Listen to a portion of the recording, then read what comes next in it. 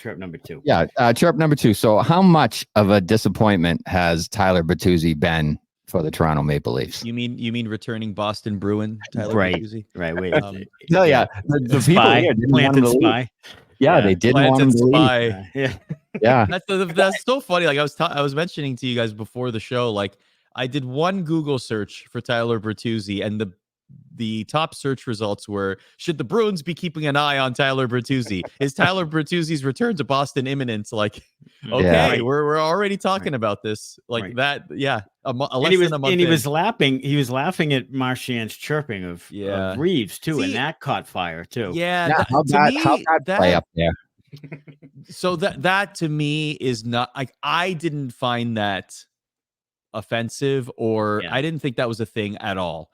Yeah, Bertuzzi he just came off that day talking about how much he loves Marchand's antics and he was a great teammate. Like, we know that they're buddies and we know that there's respect there, right? Like, he was laughing because he's just laughing off Marchand being Marchand. Right. It's not because he's laughing at the situation and being like, wow, we stink. Like, but true. But you're right. Like, the fact that it happened on the Leafs bench and that fan base and how like the media, will make it into something, certainly in a hockey crazed market. I understand all that. Look, like the desire to generate, the desire to read into everything in certain markets versus others. Of course, you're under a microscope in Toronto. That's not a secret, right? So like anything like that is going to catch fire. But I didn't read it that way, and also like the rest of the bench was chirping him anyway, like based on what happened. So.